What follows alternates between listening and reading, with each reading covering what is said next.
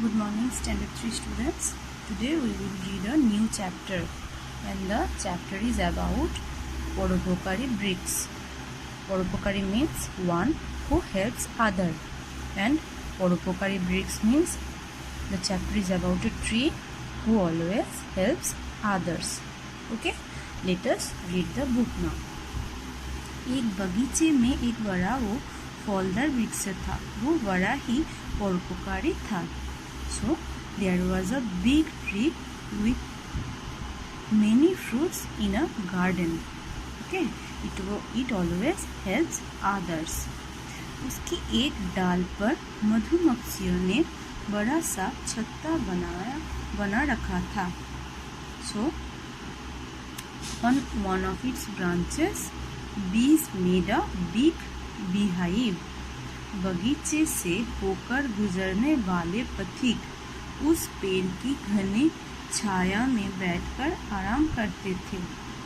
So those who passed the tree always took rest under this tree. यदि उन्हें भूख लगती थी, वो पेड़ पर लगे मीठे फल तोड़कर खा लेते थे. कभी कोई फल तोड़ने के लिए पेड़ पर चढ़ जाता तो कोई लाठी डंडे की सहायता लेता और कोई ढेले मारकर फल नीचे गिरा लेता. So if they felt hungry, some climbed up, some threw stones to get fruits. Okay, यदि गलती से कोई ढेला मधुमक्खी के छत्ते पर लग जाता तो मधुमक्खियाँ ढेले फेंकने वाले को काट कर दूर तक दौड़ाती थी. लेकिन पेड़ सदैव शांत खड़ा रहता था, वो कभी किसी को कोई हानि नहीं पहुंचाता था. So if someone mistakenly heard the beehive, the bees began to sting him and chased after him. But the tree always remained quiet there. It never wanted to harm anyone. Next, पेड़ का ऐसा व्यवहार देखकर मधुमक्खियाँ हैरान रहती थी. So the bees got confused watching such behavior of the tree. एक दिन उन्होंने पेड़ से पूछ ही लिया, पेड़ दादा, आप बहुत सहनशील हैं. लोग आपके ऊपर चढ़कर फल तोड़ते हैं, जिससे आपकी छोटी छोटी टहनियाँ वो पत्तियाँ टूट जाती है. लोग आपको लाठी डंडे वो ढेले मारती है, जिससे आपको बहुत चोट लगती होगी. लेकिन फिर भी आप चुप रहते हो और लोगों को खाने के लिए मीठे फल वो आराम करने के लिए छाता देते हैं. हमें आपका ये व्यवहार कुछ ठीक नहीं लगता. So one day the bees asked the tree, "You are so tolerant. People hurt you. They threw stone, climbed on you. They tore your leaves, branches, but you remain indifferent to them and give them fruits, shadow. We feel strange at your behavior." Okay? पेड़ ने सहज भाव से उत्तर देते हुए कहा, मुझे भगवान ने जीवन दूसरों का भला करने के लिए ही दिया है.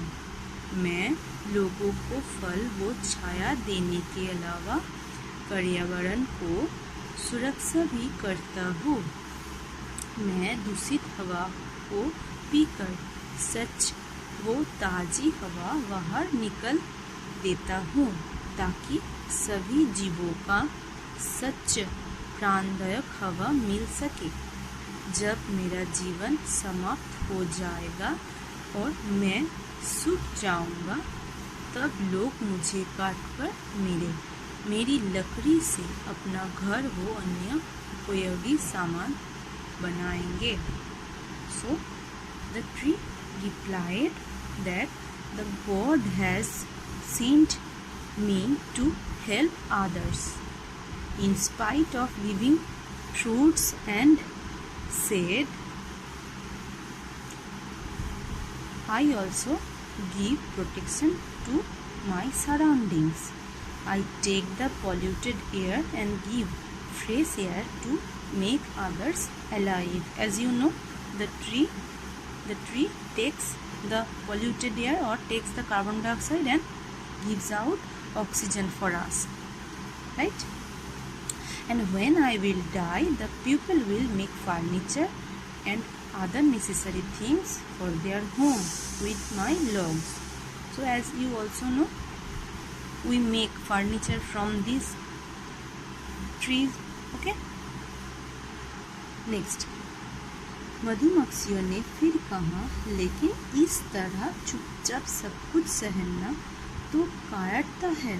हमें देखो, हमें पता है कि छत्ते पर ढेला गलती से लग जाता है, कोई जानबूझकर नहीं मारता, फिर भी हम ढेला मारने वाले को सजा दिए बिना नहीं छोड़ती। अगर हम सबको ऐसे ही छोड़ देंगे तो लोग हमारे छत्ते का सारा शहद हमसे छीन लेंगे।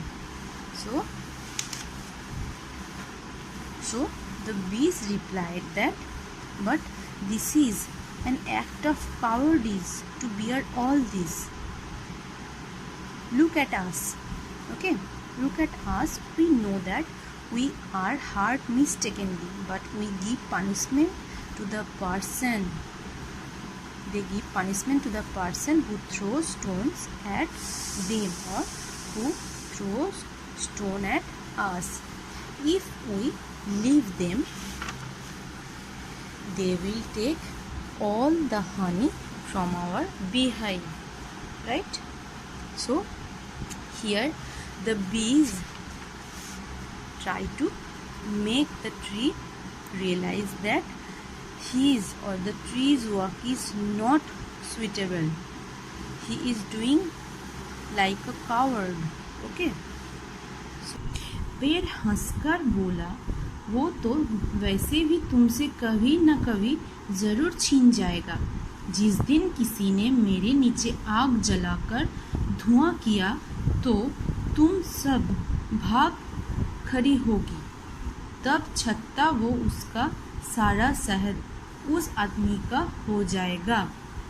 So hearing all this, the tree laughed and said, it will ultimately be taken away from you, as someone will put on fire under me and make smoke. You won't be able to bear the smoke and escape.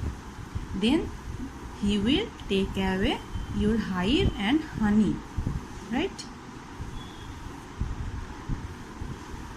मुझे पता है कि तुम्हारी वजह से मुझे भी धुआं सहन करना पड़ेगा, जिससे मेरी आँखों की कष्ट होगा।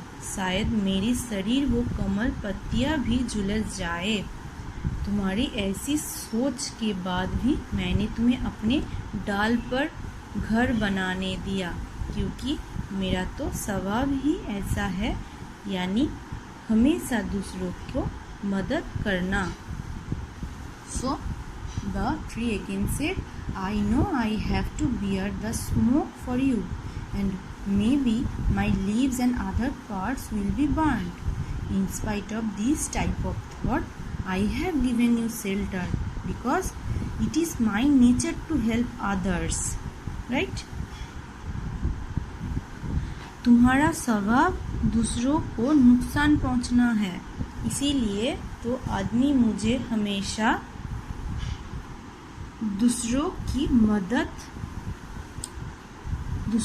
मदद करना।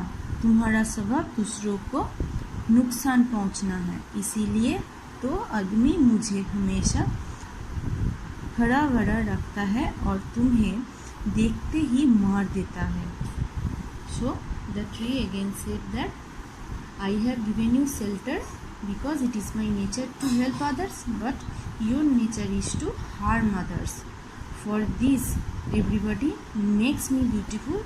On the other side, they want to kill you. पेड़ की बात सुनकर मधुमक्खियों को अपने बुरे स्वभाव पर भारी ग्लानि हुई. On hearing all this, the bees felt ashamed of their behavior. So, read this chapter carefully, okay, and read this meaning. सहज, सरल, भाग, ढंग, दूषित, गंदी, सच, साफ, कारियता, डरपोकपन, सजा, दंड, कष्ट, तकलीफ, ग्लानि, खेद. Okay, just read this meaning. I will give matching from these meanings. Okay, this is all for today. Thank you, students.